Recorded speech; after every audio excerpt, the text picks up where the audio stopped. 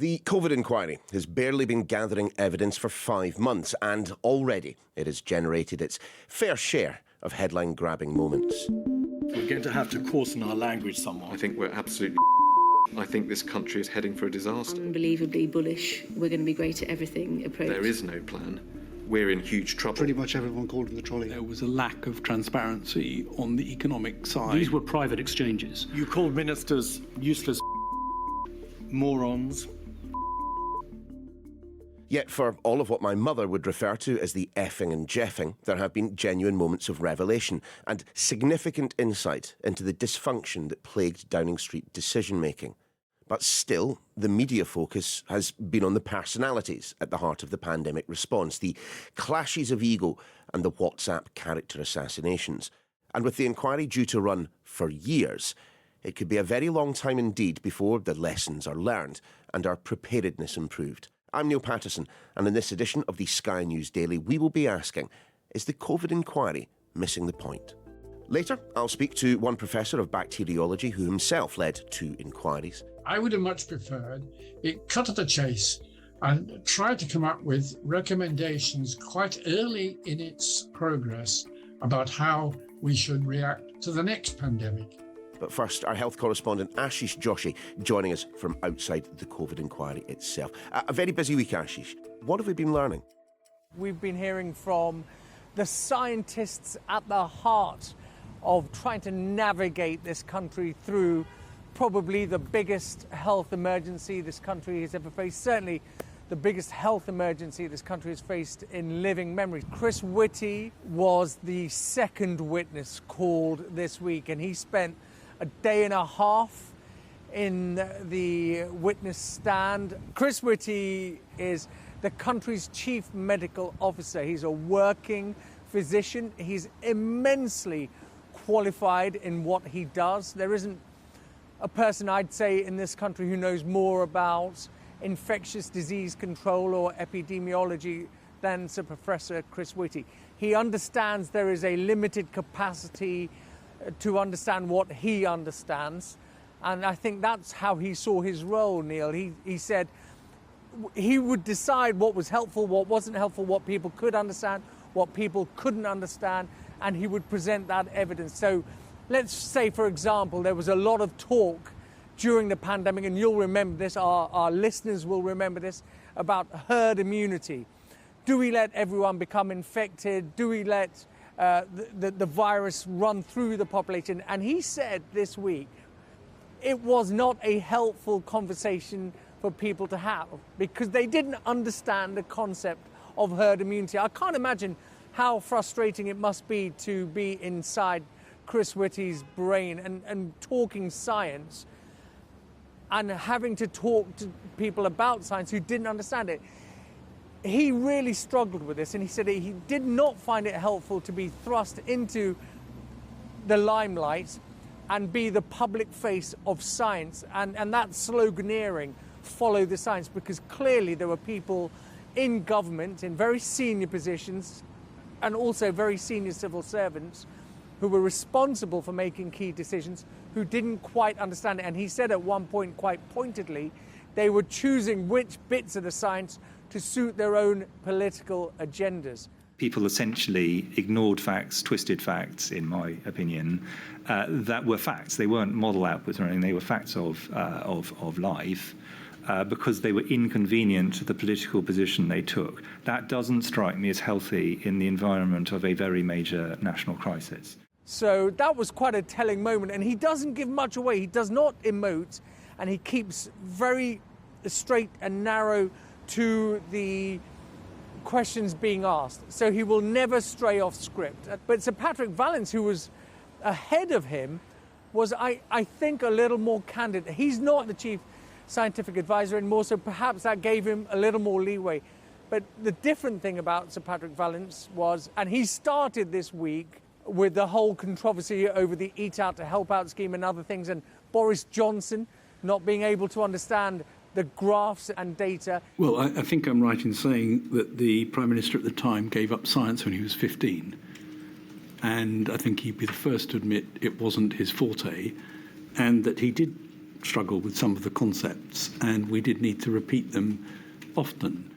That was quite a bombshell moment when you think you have a Prime Minister who's leading our response to the pandemic, who couldn't interpret graphs and data and would keep, in Sir Patrick Vallance's words, flip-flopping between and not making decisions, saying one thing 1 minute, let them all die, and the next minute saying, no, we've got to protect everyone.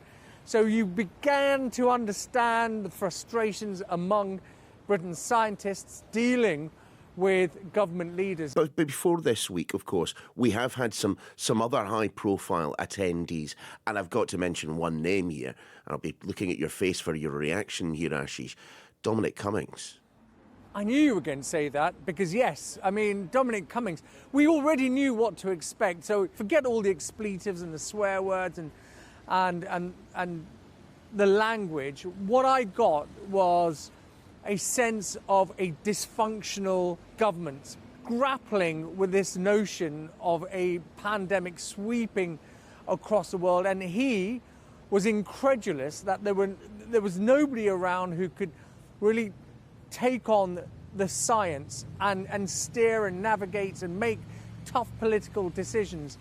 And certainly, I think the trouble with Dominic Cummings, Neil, is that people think that he came here with an agenda. And of course, whilst we were listening to Dominic Cummings, there was an awful lot of focus on the language that was used. I mean, he was calling people pigs, he was calling people wombles.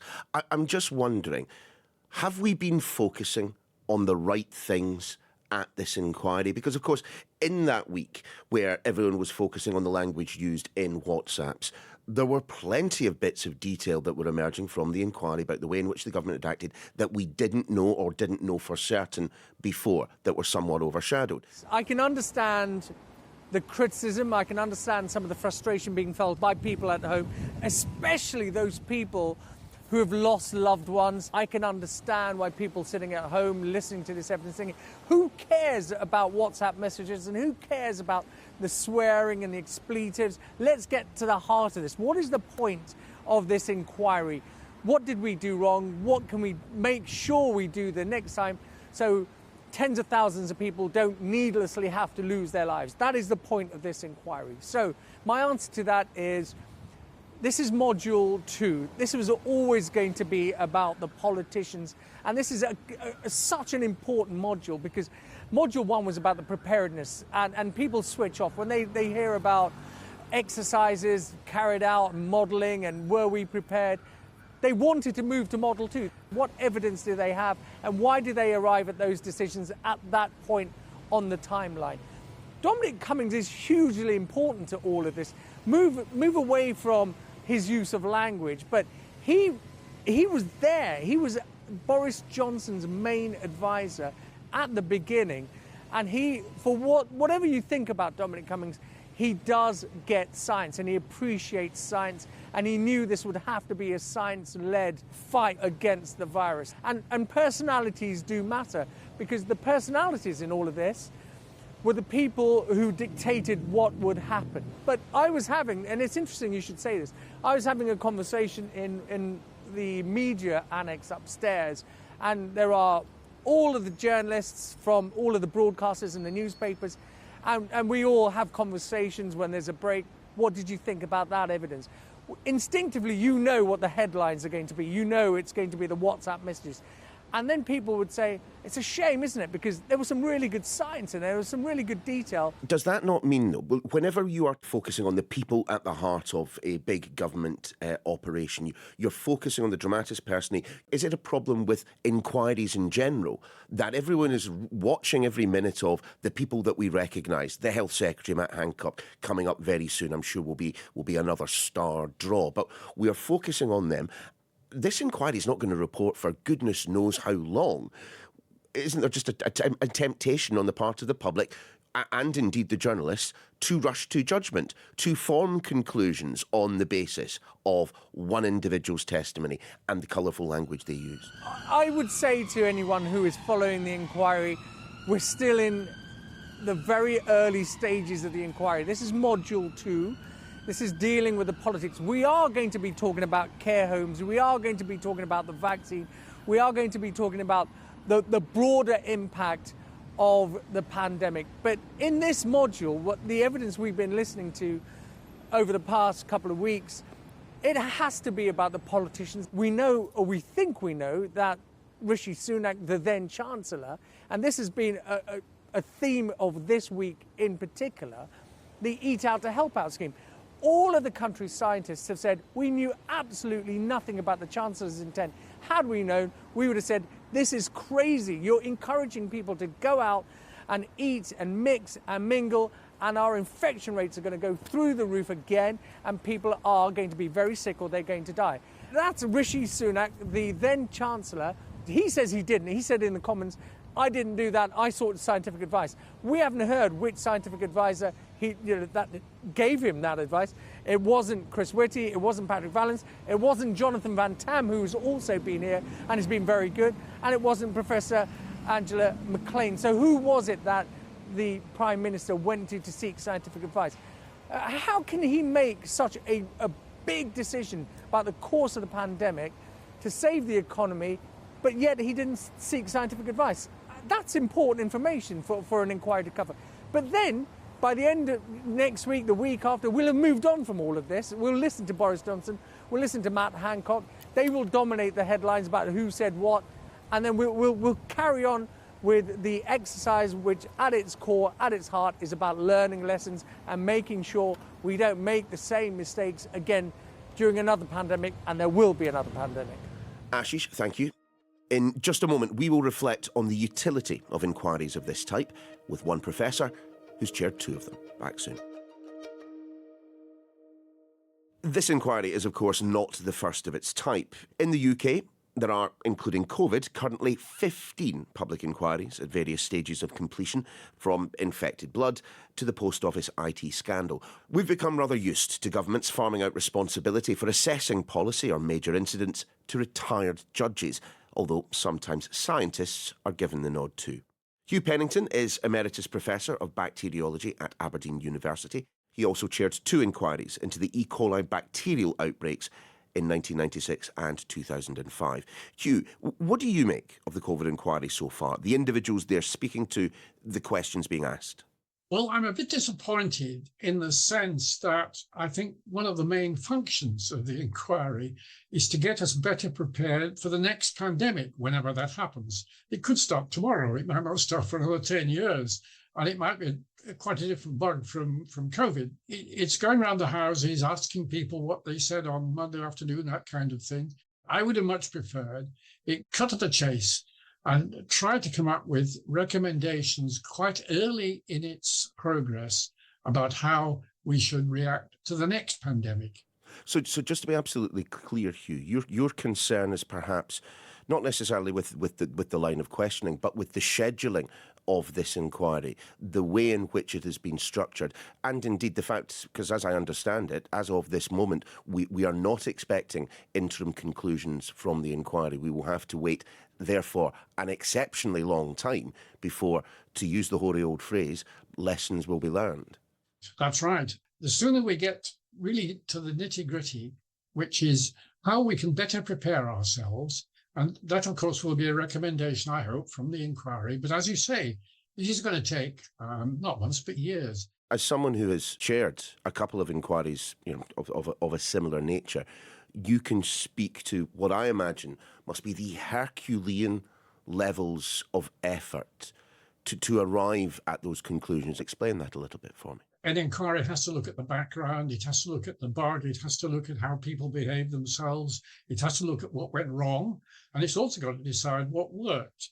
And, the inquiry so far hasn't really got round to doing that yet.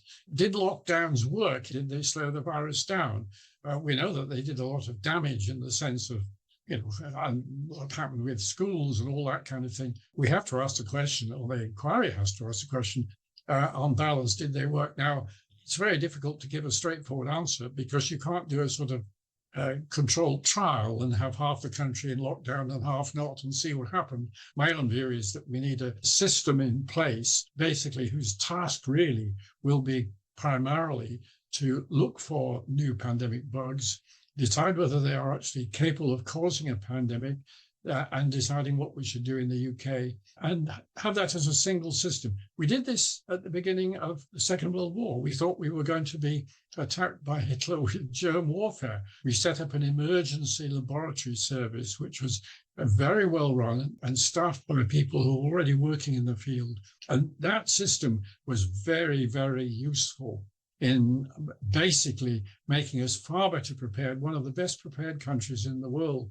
at that time in the 1940s and 50s, in terms of coping with new bugs and coping with the old ones, which hadn't gone away. Just with your professor's hat on for a second, I wonder what your view is at this stage of the inquiry of the way in which the government handled the pandemic. I mean, as I recall, you were one of those who were warning about the problems that later emerged in care homes back in 2020. To be fair to the government, this was a brand new bug. We didn't really know at the beginning its habits, as it were. But these came out really quite quickly, that this was a bug that specialised in going for people over 60. Immunity against it was not that strong in the sense that you could get infected twice. And we knew an enormous amount about care homes as dangerous places for the residents if a virus gets in there like influenza, because over the years we've had tragic circumstances where influenza has got into care homes and an enormous degree of damage. We didn't do enough to protect care home residents from the virus getting in, because once it got in, you could have all the PPEs in the world in there and it wouldn't stop the virus getting about. And sometimes a third of people who get COVID don't have any symptoms at all, but they're still just as infectious. There was information coming from other parts of the world about that quite early in the pandemic. We were too slow. Should the COVID inquiry be being chaired by a former Court of Appeal judge rather than an epidemiologist, a bacteriologist, a virologist, someone with ologist at the end of their name rather than QC? Well, I think that's one of the issues about public inquiries, that they're very heavy with lawyers, as it were.